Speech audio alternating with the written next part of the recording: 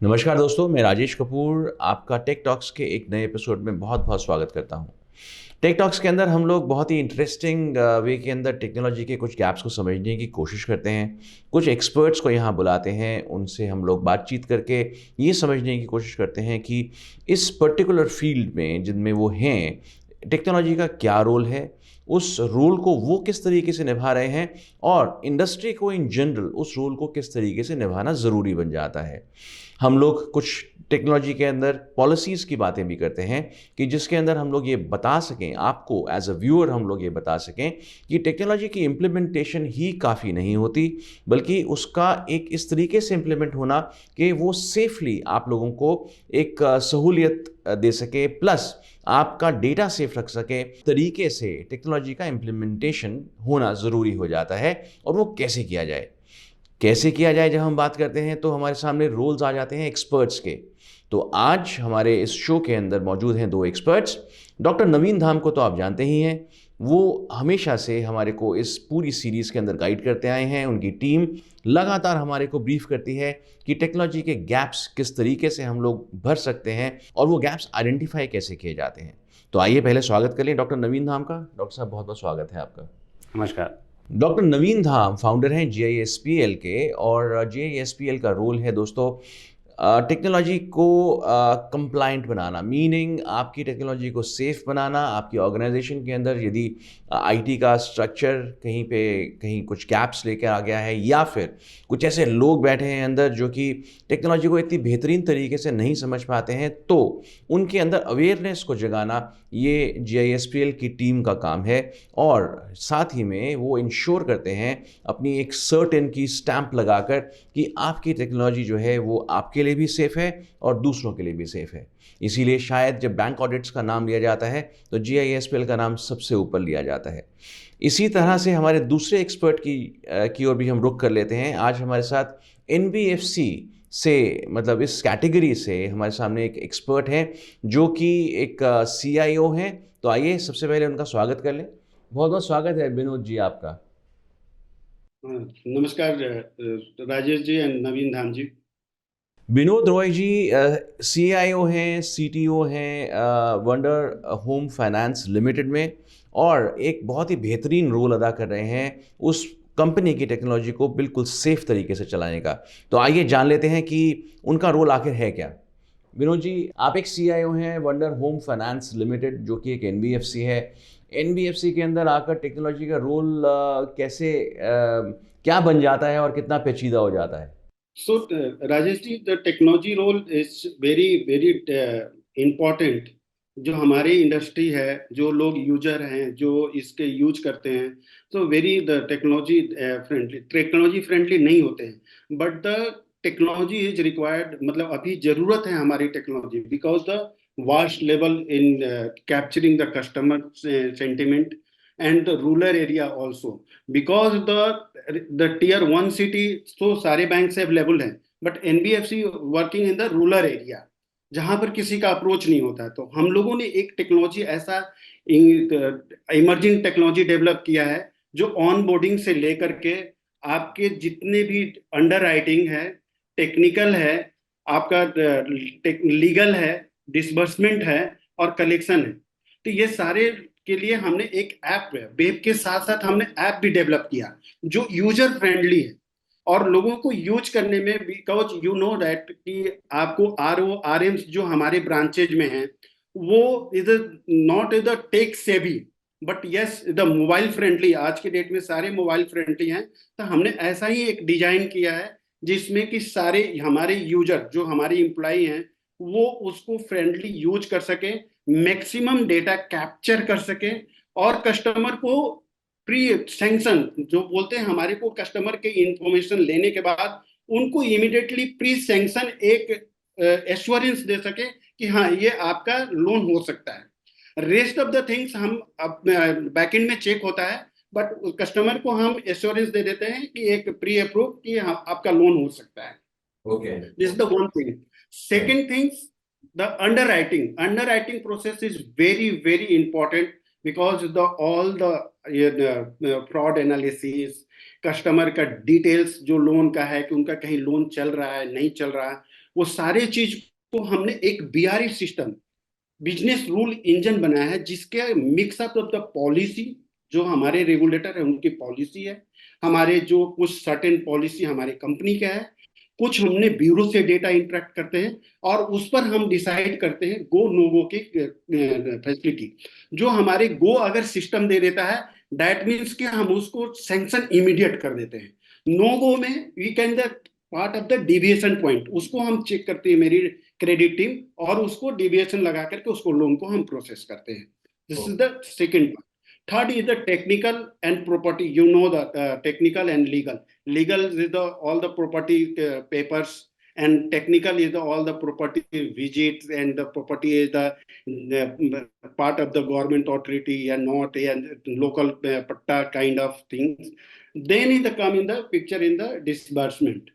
Disbursement system is automatically disburse the all the disbursement process and go to the my LMS system, and the next after 2-3 months the collection process is started. तो इसके बाद हमने क्या किया राजेश जी, इसको कि digital हम लोगों ने सारा चीज बनाया और अपने यूजर को ट्रेंड किया, जो कि हमारे यूजर को पहले पेपर्स लेकर के ऑफिस में आते थे, उसके बाद स्कैन होता था, समबडी इज सिटिंग, मतलब कोई हमारे ऑफिस में बैठा हुआ है तो वहां से डेटा एंट्री करता था। अभी क्या हो गया प्रोसेस ऑनबोर्डिंग का, हमने ओसीआर के थ्रू एक स्कैन करके हम डेटा इनपुट कर लेते हैं, जो भी केवाईसी आपका है उसको ऑथेंटिकेट कर लेते हैं इमीडिएट बेसिस पर, देन एंड देयर। हम अकाउंट एग्रीगेटर, जो आज के डेट में रेगुलेटर भी बोल रहा है कि मैंडेटरी कर दिया कि अकाउंट एग्रीगेटर होना चाहिए आपको इंटरेक्टेड, तो मैं अकाउंट्स का डिटेल्स उस कस्टमर का ओटीपी के थ्रू ले लेता हूं, तो वहां से हो जाता है। मैं सिबिल स्कोर वहीं से जनरेट कर देता हूं अपने सीआरएम सिस्टम से।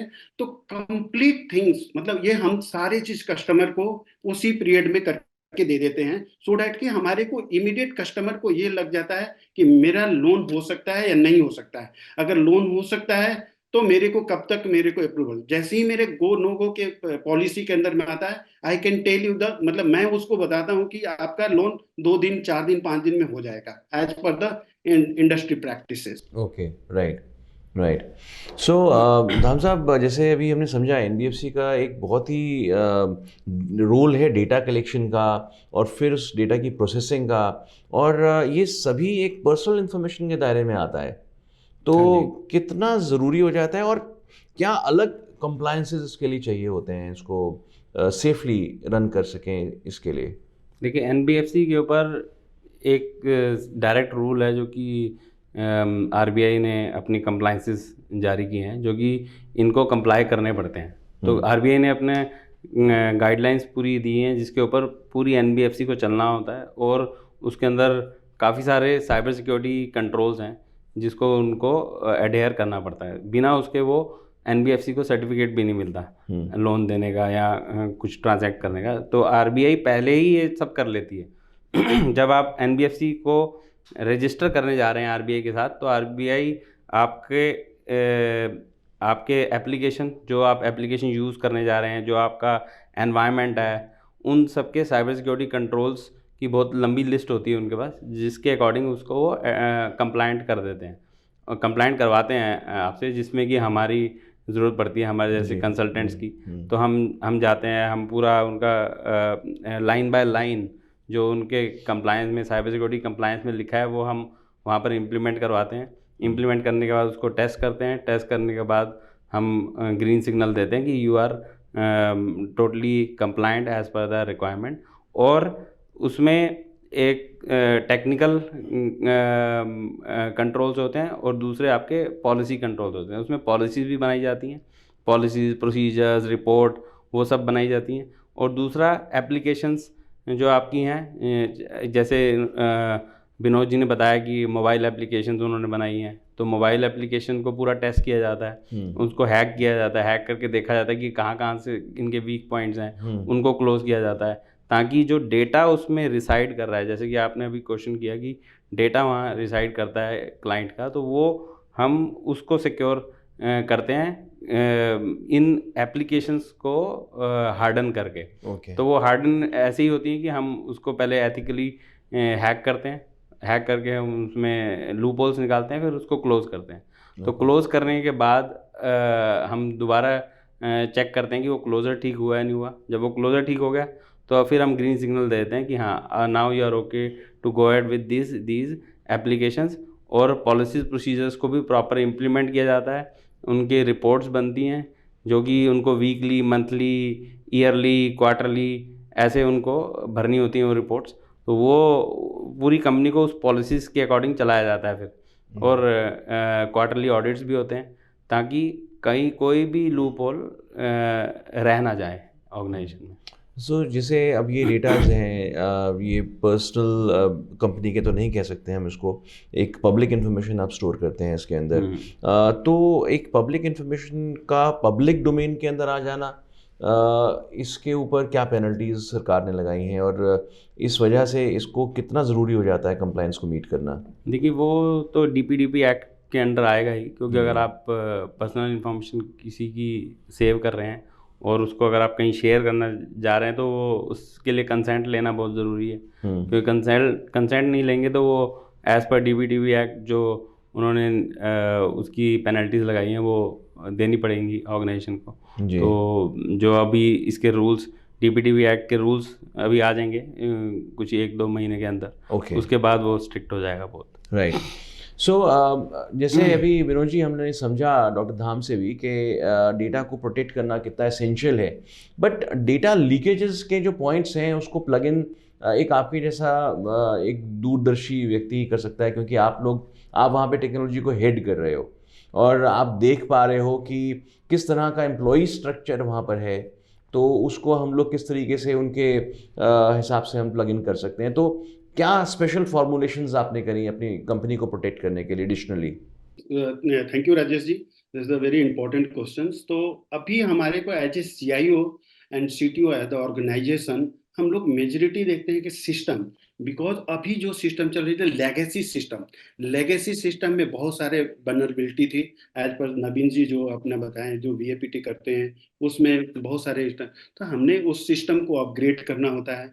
और entire the my career, so I have the working in the मतलब मैंने डिफरेंट ऑर्गेनाइजेशन में काम किया, like bank, like NBFC, like software division, like data center. So I have the multiple idea. So my data center, not only the software parts, the data center is equally important. The infra is equally important. Your network is equally important. Your security is equally important. तो हमारे को सारे field में data privacy के ऊपर change management जो होता है उसमें क्या होता है कि बीएपीटी ऑर्गेनाइजेशन अभी क्या करती है कि एक बार बीएपीटी करा ली, उसके बाद is the live the all the things कि हमारे ने एक बार कर लिया, रेगुलेटर को हमने फुलफिल कर दिया। This is not way, this is the ongoing process. इसको बराबर करते रहना चाहिए, जिसके चलते आपके कहीं भी कुछ भी अगर बग्स आते हैं, फिक्स आते हैं, तो उसको बीएपीटी टीम जैसे जीआईएसपीएल जैसी टीम हमारे को एज ए एक्सपर्ट एडवाइस करती है कि आप इसको पैचिंग करो, otherwise this is the vulnerable. उसी तरह हमने डेटा सेंटर में अपने को बहुत सारे चीजें लगाए हैं कि उसमें हमने अपने जो मेरा कोर सिस्टम है, जो कोर बैंकिंग सिस्टम है, वी आर नॉट एक्सपोजिंग, हम लोग कभी भी उसको पब्लिक डोमेन पर एक्सपोज नहीं करते हैं। इन द बिटवीन हमने एएलबी लगाया हुआ है, बैक लगाया हुआ है, और जितने भी कम्युनिकेशन होता है वो एपीआई के थ्रू होता है। This is the end to end encryption. तो as per my understanding this is the not 100% secure, but the create the level of the security is increases day by day. तो ये हम लोग ensure करते हैं कि जो कस्टमर का डेटा आता है वो हमारे डेटा मैक्सिमम हमारे सिस्टम पर है और वो सेंट्रलाइज सिस्टम पर है। और सेंट्रलाइज सिस्टम पर हम बहुत सारे चीज टेक्नोलॉजी यूज करते हैं, just like PIM PAM authentication के लिए no one is the DAM use करते हैं डेटा एक्सेस मैनेजमेंट की, no one access the date customer data in the select query and something. अभी आपने प्राइवेसी एक्सेस की बात करी है, तो मैं ये जानना चाहूँगा कि आपका जो एम्प्लॉई स्ट्रक्चर है, जो आपका जो यूज़र्स हैं आपके यहाँ पर, उनको आइडेंटिफाई करना कितना इम्पोर्टेंट हो जाता है कि इसमें से कोई मिसक्रिएंट तो नहीं है, कोई शरारती ऐसा तो नहीं कि डेटा के हब तक पहुँचने, कोर तक पहुँचने की कोशिश करे, तो किस तरीके से मैनेज करते हैं इसको आप? So basically, you are talking about the role and role based access. So we have the access system में हमारे को जितने जितने भी हैं हम रोल बेस्ड एक्सेस देते हैं। So let suppose whatever is the employee stand, हमने उसको रोल बेस्ड दे दिया आइडेंटिफाई, और उस रोल के बिहाफ पर हम डिसाइड करते हैं बैकएंड से कि इसको क्या एक्सेस होना चाहिए। और सिमिलरली हमारे एचआर सिस्टम हमारे इंटीग्रेट होता है। इन केस अब कोई एम्प्लॉय हमारे को प्रमोट होता है या डीएक्टिवेट होता है, तो हम रियल टाइम पर उसके आईडी को डीएक्टिवेट करते हैं, या सर्टेन रूल हमारे पास बना हुआ है जो मेरा कोर सिस्टम है उसके अंदर में वो फॉल उसी में करता है। तो हमने ऑलरेडी मैनेजमेंट से डिस्कस करके पॉलिसी बना करके एक certain role and responsibility decide की हुई है कि किस लेवल पर क्या रोल होना चाहिए, क्या रिस्पॉन्सिबिलिटी होनी चाहिए, कौन सा उसको डेटा डाउनलोड करना है, कौन सा डेटा पर उसको काम करना है, तो ऑलरेडी फिक्स। तो अगर कभी इम्प्लॉय प्रमोट होता है, प्रमोट होकर के अगर सीनियर बनता है, तो वो उसी लेवल में फॉल करेगा जो हमारी ऑलरेडी पॉलिसी में है। अगर कोई इम्प्लॉय डीएक्टिवेट हो जाता है, लेट सपोज ऑर्गेनाइजेशन छोड़ के जाता है, इमीडिएट बेसिस पर हम एपीआई के थ्रू कॉल करते हैं और उस आईडी को डीएक्टिवेट करते हैं। तो ये सारे हमारे रोल रिस्पॉन्सिबिलिटी। और उसके बाद हमने डीएलपी सिस्टम लगाया हुआ है जो हमारे डेटा को प्रोटेक्ट करता है कि in case of the unauthorised suspicious activity, हमने मॉनिटरिंग किया है अपने सिस्टम को कि अगर सस्पिशियस एक्टिविटी होती है और किस यूजर किया, तो इमीडिएट बेसिस पर हमारे बैकएंड टीम को पता लग जाता है कि कोई यूजर सस्पिशियस एक्टिविटी करता है। सो तो we have the behaviour analysis also. क्या एक्शन प्लान होता है ऐसे ऐसे यूजर के अगेंस्ट, क्या एक्शन लिया जाता है? So let's suppose कि somebody is try to access the my database या हमारे कोर सिस्टम में अंदर जाने की कोशिश करता है, तो बैकएंड टीम इमीडिएटली उसके आईडी को ब्लॉक करती है और एक मेल फ्लो करती है उसके एचओडी को और हमारे को कि ये पर्सन के राइट्स नहीं थी but he is trying to access the data, what is the reason. So immediately हमारी ज्वाइंटली कॉल होता है including HR, including this the some points of the branch manager also कि क्या है, कोई बंदा कोई रिजाइन तो नहीं चल रहा या why are you happening this, मतलब क्यों कर रहा है ये चीज को। देन कॉल टू अदर, वो सिस्टम में है और कुछ इस तरह का माइंडसेट नहीं है, then call directly to employee कि आपने कैसे किया, तो वो he is explaining each and everything, then ID is the unblock, otherwise ID उसका ब्लॉक रहता है, वो कोई काम नहीं कर सकता हमारे सिस्टम में, इवन कि वो अटेंडेंस तक नहीं मार्क कर सकता है अपना। Okay, alright. सो धाम साहब, जैसे अभी हमने समझा विनोद जी से, काफ़ी स्ट्रिक्ट हो जाते हैं जब हम कोई यूज़र को देखते हैं ब्रीच करते हुए पॉलिसीज़ को। तो जब आप कंप्लायंसेस कर रहे होते हैं तो क्या ये भी एक फैक्टर बीच में लेके चलते हैं कि टेक्नोलॉजिकली तो ठीक है, आप गैप्स एनालाइज कर रहे होते हैं, उसको प्लग इन कर रहे होते हैं, लेकिन जैसे हमने अभी पिछले एपिसोड में ही हमने बात करी, कल्चर टेक की बात कर रहे थे हम लोग, तो आप ये भी नोट करते हुए चलते हैं कि एक एम्प्लॉय का जो है वो अगर इस तरह का ब्रीच कभी आपको दिखता है तो उसका भी कोई प्रोविज़न डाल दिया जाए बीच में? हाँ जी, इसके लिए एक पूरा एक प्रोविज़न है जिसको हम कहते हैं इंसिडेंट मैनेजमेंट। तो इंसिडेंट जब मैनेजमेंट में क्या होता है कि कोई इंसिडेंट हुआ, कोई अटैक हुआ आपके ऑर्गेनाइजेशन पे, तो या फिर आपके इंटरनल जो एम्प्लॉय है उसी ने कुछ कर दिया, कुछ ऐसा इंसिडेंट कर दिया कि उसने कोई डेटा चुरा लिया या फिर कुछ पासवर्ड लीक कर दिया, कुछ भी ऐसा इंसिडेंट, पॉलिसी ब्रीच कर दी, तो उसके अगेंस्ट एक्शन लिया जाता है। उसका पूरा प्रोसीजर होता है जिसमें कि हम एचआर एक्शन तक जाते हैं। पहले रूट कॉज देखा जाता है कि रूट कॉज क्या रहा, क्यों किया उसने,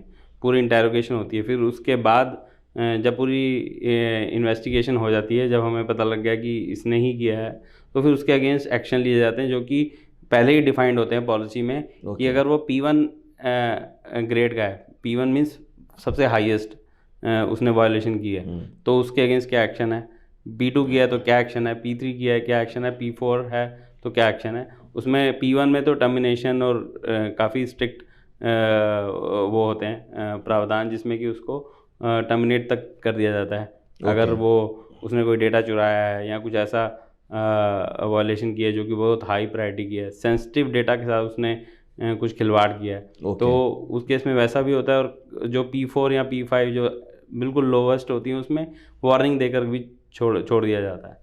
चलिए विनोद जी, ये तो बात हो गई कि अगर किसी व्यक्ति को किसी सिस्टम के अंदर कॉन्शियसली घुसना है तो वो हर चीज़ को ब्रीच करता हुआ अंदर किसी तरह से पेनिट्रेट करने की कोशिश करता है। लेकिन कभी कभी ऐसा भी देखा जाता है कि इतनी बड़ी ऑर्गेनाइजेशन जैसे कि आपकी है, उसके अंदर कभी कभी अनजाने में भी ऐसी गलतियां हो जाती हैं जिनको हम लोग फिशिंग अटैक्स भी कहते हैं कि लिंक आया, उस लिंक के बारे में वो लिंक बड़ा टेम्पटिंग सा लग रहा था या फिर बड़ा इनोसेंट सा लग रहा था और उस लिंक पे अनजाने में क्लिक कर दिया एम्प्लॉय ने, लेकिन उसने एक रैंसमवेयर को एंट्री दे दी। तो ऐसे केसेस को आप कैसे हैंडल करते हैं और ऐसे केसेस के अंदर एजुकेशन फिशिंग के ऊपर कितना काम करती है? करेक्ट राजेश जी। तो बेसिकली क्या होता है कि इस तरह के प्रॉब्लम होती है बिकॉज द तो ट्रेंड नहीं होते हैं इम्प्लाई, तो वो करते हैं फिशिंग अटैक और स्पूफिंग मेल में वो प्रॉब्लम आती है, और जो इंडस्ट्री पूरा इंडस्ट्री स्ट्रगल कर रही है इस चीज़ के लिए। तो बेसिकली हम क्या कहते हैं, जब इस तरह के प्रॉब्लम होती है तो हमारे पास जो टूल्स हैं उसके बिहार पर हमारे को जो पीछे बैकएंड टीम में अगर मॉनिटरिंग करते हैं उनको आइडिया लगता है कि कुछ हुआ है, तो वो पहले हम आइसोलेट करते हैं उस सिस्टम को जिस सिस्टम से हुआ है, और कोर सिस्टम से पहले उसको स्कैन करने स्टार्ट कर देते हैं। the freeze the all the system freeze and the whatever is the bot and everything in the system, उसको isolate करके kill करते हैं। then is the start the my company is started for the learning management, उनको education employ को educate करना cyber security के लिए। हमने टूल्स भी बहुत सारे यूज किया है, जैसे नवीन धाम जी ने एक टूल्स डेवलप किया है जिस पर वो बात करते हैं कि अगर आपका हो जाता है इस तरह से तो आप कैसे उसको मिटिगेट कर सकते हो। तो हम लोग पार्टनर के थ्रू उसको ट्रेनिंग भी प्रोवाइड करते हैं अपने एम्प्लॉय को, time to time mailer send करते हैं कि इस तरह की एक्टिविटी आप नहीं करें, पासवर्ड चेंज करें, कोई भी अनऑथेंटिकेशन मेल को क्लिक नहीं करें। अगर आपको कुछ है तो ये टोल फ्री नंबर है या आईटी का डायरेक्ट हॉटलाइन नंबर है, अगर आपको इस तरह की कोई एक्टिविटी लगती है आप डायरेक्टली कॉल कीजिए, बात कीजिए। अगर गलती से कर भी दिया then you should inform the team. आपको अगर गलती से लगता है कि हमने गलत कर दिया तो डोंट हाइड दिस, आप इन्फॉर्म कीजिए सो डैट कि हम उस चीज को मिटिगेट कर सकते हैं immediately. Because Rajesh ji system एक दिन में हैक नहीं होता है, this is the long procedure.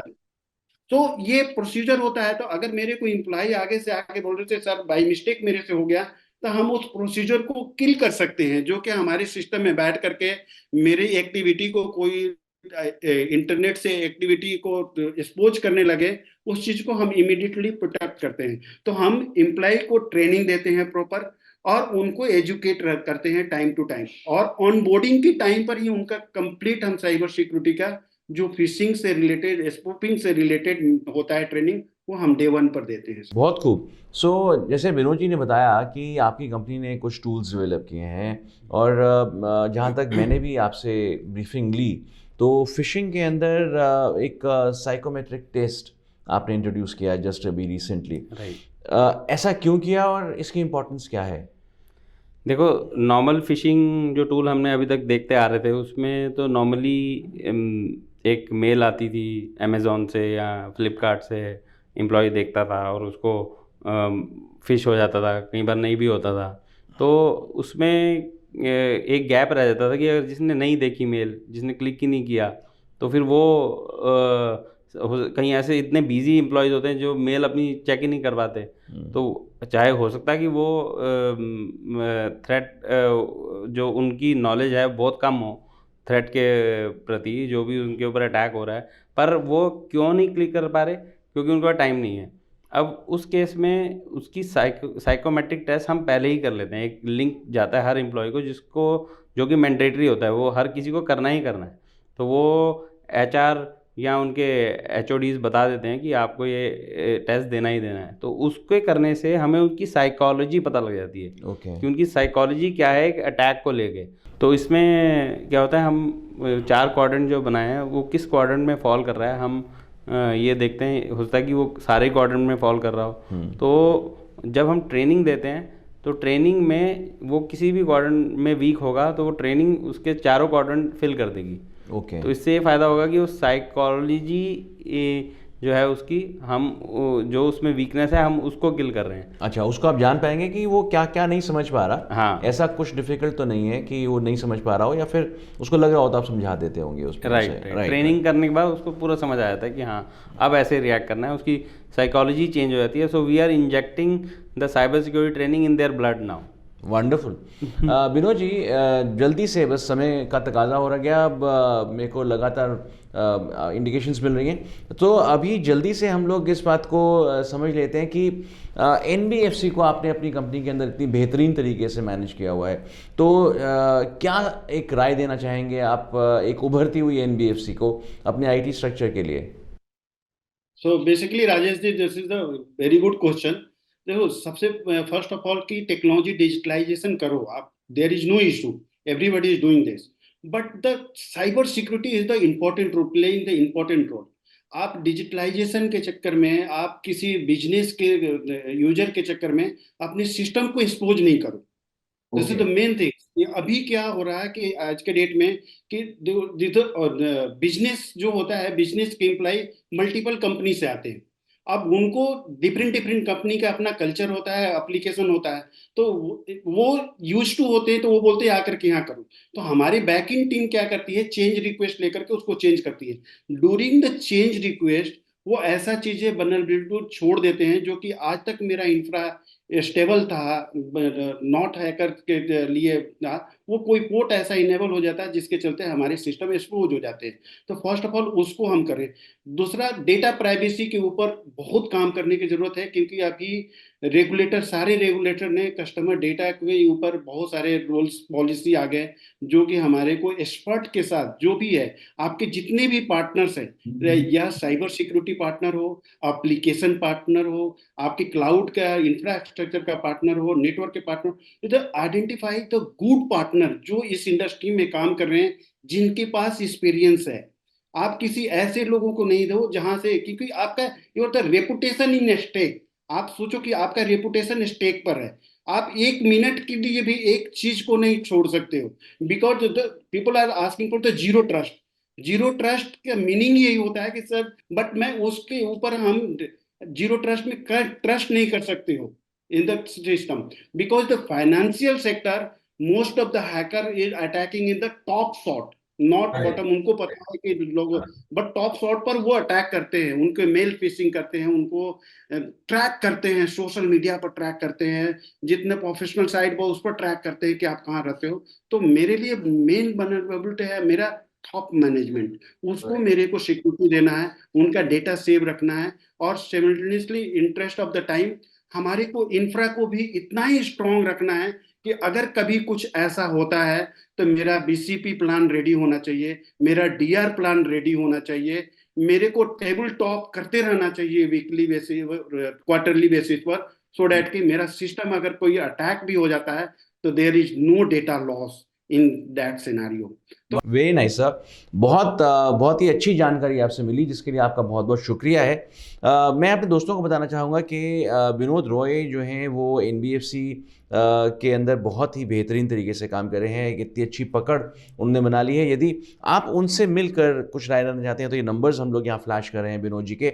आप अगर एनबीएफसी अभी अभी ज्वाइन किए हैं, या फिर करना चाहते हैं, या फिर आप जो है वो उसको और स्ट्रेंथन करना चाहते हैं, तो आप विनोद जी से राय ले सकते हैं, उनसे पूछ सकते हैं। ये नंबर्स आपको हेल्प करेंगे। इसी तरीके से GISPL दोस्तों एक कंप्लायंस के ऊपर बहुत बेहतरीन काम करती है। कंप्लायंसेस अपने स्ट्रॉन्ग कीजिए। आईटी को बिल्कुल भी स्कोप मत छोड़िए कि उसके अंदर कोई भी गैप हो, रैंसमवेयर्स अंदर आने का, मैलवेयर्स अंदर आने का, या फिर फिशिंग जो है उसको अगर आपने एक तरीके से रोकना है, अपने एजुकेट करना है अपने एम्प्लॉयज़ को। आज धाम साहब ने हमारे को कितना अच्छा तरीका बता दिया, तो इसको फॉलो करना चाहते हैं, धाम साहब के नंबर्स हम लोग नीचे दे रहे हैं, प्लीज़ फॉलो कीजिए उनको। सिमिलरली जैसे विनोद जी ने बताया कि यदि आप चाहते हैं कि आपका एक डीआर प्लान हो, जैसे डिज़ास्टर रिकवरी प्लान हो, या आपकी बैकअप स्ट्रॉन्ग हो, तो क्लाउड एक्सेस से बेहतरीन प्लेटफॉर्म शायद ही आपको मिलेगा। क्लाउड एक्सेस एक ऐसा प्लेटफॉर्म है क्लाउड के ऊपर जहां अपने डेटा को हाउस करने के बाद आप बेफिक्र हो सकते हैं। तो क्लाउड एक्सेस से अगर आप ज्वाइन करना चाहते हैं तो आप ये नंबर्स फॉलो कर सकते हैं।